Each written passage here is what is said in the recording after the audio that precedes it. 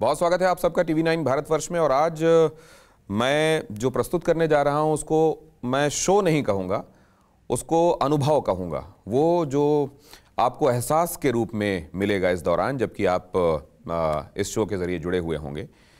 अब वो अनुभव क्या है? आपने अक्सर सुना होगा अध्यात्म के विषय में, स्पिरिचुअल होने के विषय में।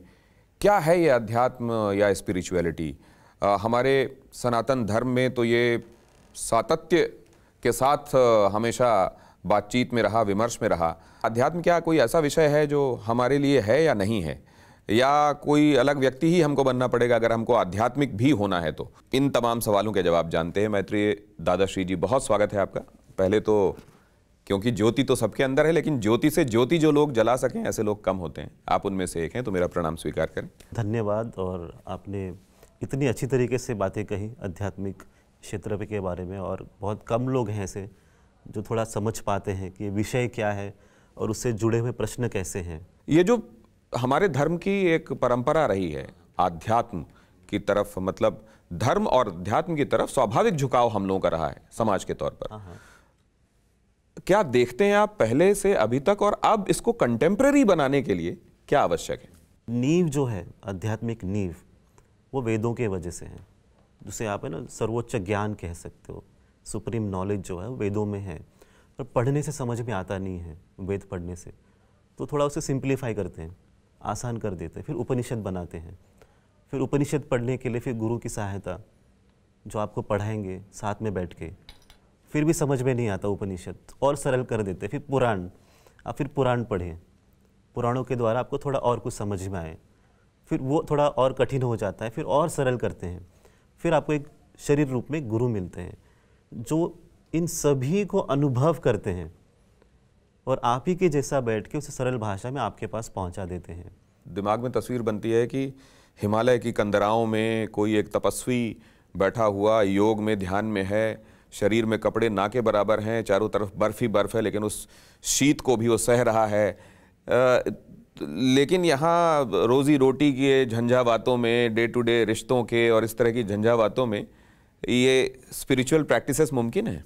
तो आप जो कह रहे हो वो स्पिरिचुअल, आप उसको अलग नहीं उसको कैटेगरी कर सकते हो कि अब जो केव में बैठे हैं, जो हिमालय में बैठे हैं, वही स्पिरिचुअल है।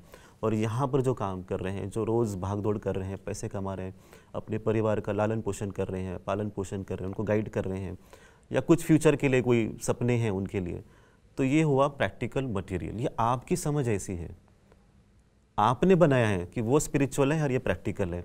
पर हम ये कह रहे हैं कि वो भी स्पिरिचुअल है, आप जो कर रहे हैं वो भी स्पिरिचुअल है। पैसे कमाना स्पिरिचुअल काम ही है। आपके मेंबर्स जो घर में बैठे हैं उनको सुखी करना, उनको खुश करना, ये स्पिरिचुअल काम ही है। कुछ गलत नहीं है। कंपनी बना के पैसे कमाना स्पिरिचुअल काम ही है, कुछ गलत नहीं है। आप लोग भेद कर रहे हो। वो जो वहाँ बैठे हैं, आप जैसे कहते हो शीत जो है, ठंड जो है, उसे सहन करना, मैं कह रहा हूँ वो सहज अवस्था में। आपको लग रहा है वो सहन कर रहे हैं, मैं कह रहा हूँ वो सहज अवस्था में है। आप वहाँ पहुँचते हो, अगर आपको सत्य का अनुभव करना है तो आप भी सहज हो सकते हो। तो अगर आप यहाँ हो, यहाँ भी सहज हो जाइए, वहाँ हो, वहाँ पर भी आप सहज हो जाइए। कुछ भेद नहीं है। प्रैक्टिकल स्पिरिचुअल एक ही वर्ल्ड है। आम आदमी डे टू डे बेसिस पे क्या ऐसा करे कि उसकी ज़िंदगी उसको अकम्प्लिश्ड लगे कि हाँ मिल गया वो जो चाहिए था, या चल रहा है जीवन वैसा जैसा चाहिए? देखिए, आंतरिक अवस्था है। आंतरिक अवस्था में ये कि जो मैं प्राप्त करना चाह रहा हूँ ये मुझे पूर्ण करेगा कि नहीं करेगा। इसलिए आप बाहरी दुनिया में कुछ ना कुछ ढूंढते रहते हैं, और पैसों से या शोहरत से या रिस्पेक्ट, आदर से या पावर से, कि आप शायद ये मुझे कंप्लीट कर देगा। तो सबसे बढ़िया एक चीज़ है, आप उनसे मिलिए, उनसे बात कीजिए जिनके जीवन में सब कुछ है प्रपंचिक तौर पे, पैसों से लेके, शोहरत से लेके, या नंबर 1 ही है वो।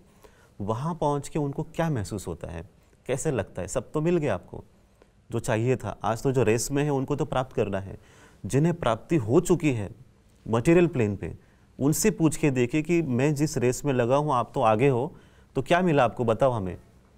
आप नंबर 1 पे हो, आपको क्या मिला? तो वो कहते कि सब तो मिल गया, पर फिर भी कुछ बचा है, और जो बचा है वो आंतरिक भाव है।